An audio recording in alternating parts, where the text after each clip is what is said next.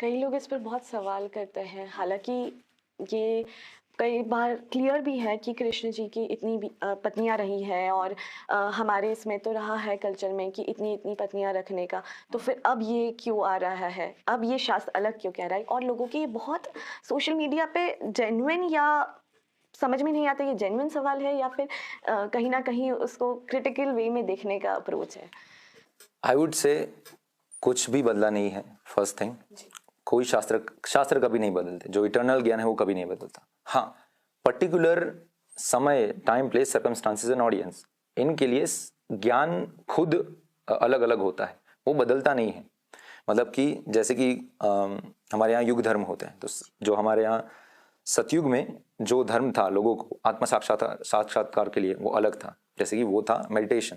हजारों हजारों साल तक आप मेडिटेट करते हो पर्टिकुलर स्टार्स पर, पर्टिकुलर हृदय में भगवान को देखकर।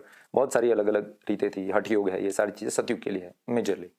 फिर त्रेता युग के अंदर बदल जाता है। फिर आता है यज्ञ। बड़े बड़े यज्ञ करने होते हैं, मतलब लैविश यज्ञ। ऐसा नहीं कि ये इतना सा कुंड हो गया, माइल्स बिग, इतना बड़ा कुंड हुआ करता था। मतलब 10 माइल 12 माइल योजनों में बड़ा यज्ञ कुंड किया हुआ करता था। रामायण में भी हम हाँ हाँ, उसके बारे में हम पढ़ते हैं।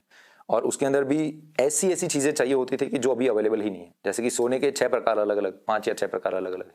हरित सोना, जामुनी सोना, फिर हमारा जो पीला सोना है जो कि लोएस्ट कैटेगरी का है, जो अभी हमारे पास बचा है। ऊपर हायर कैटेगरी के 5 और सोने हैं। तो पर्टिकुलर सोना चाहिए होता है। कोई ऐसे कुंभ यानी कि जो मटका होता है, वो ऐसा मटका चाहिए होता है कि जो चौथी पीढ़ी ने जिसकी मिट्टी निकाली हो, गूंदी हो, तीसरी पीढ़ी ने उससे मटका बनाया हो, दूसरी पीढ़ी ने उसको बोलते हैं, क्या बोलते हैं, टपली करना, ऐसा गुजराती में ऐसे बोलते हैं, टपलू मारू, सांचा हो। दूसरी पीढ़ी ने और पहली पीढ़ी ने उसको सेक कर बनाया हो। 4 पीढ़ी की मेहनत से जो मटका बना हो, उसी से वो यज्ञ होता है। यज्ञ में वही यूज होता है। तो ये सारी चीजें अभी पॉसिबल नहीं है, ऐसे सिर्फ त्रेता युग में पॉसिबल थी, वो हो गया। फिर हमारा द्वापर युग आया, उसके अंदर लैविश में मूर्ति पूजाएं होती हैं। उसकी अलग अलग जो विग्रह पूजा होती है मंदिर में, जो कि अभी इतना पॉसिबल नहीं है। हालांकि अभी हम संध्या में है, तो अभी थोड़ा थोड़ा तो हो रहा है, पर उस लेवल का फिर भी पॉसिबल नहीं है। और कलयुग में है हरि नाम, ओनली हरि नाम, there is no other way. भगवान के नाम का जप, आप कितना भी कुछ और कर लो, इसके सिवा कुछ भी उस लेवल का आपको रिजल्ट नहीं देगा। हरि नाम करने से आपको वही रिजल्ट मिलता है जो सतयुग में लोगों को हजारों साल का ध्यान तप वो सब करने से मिलता था। यहाँ पर सिर्फ आप भगवान का नाम चैंटिंग शुरू कर लो, प्रतिदिन आपको संकल्प लेना है और भगवान का नाम ले लो, आपका आत्मा साक्षात्कार सही से हो जाएगा।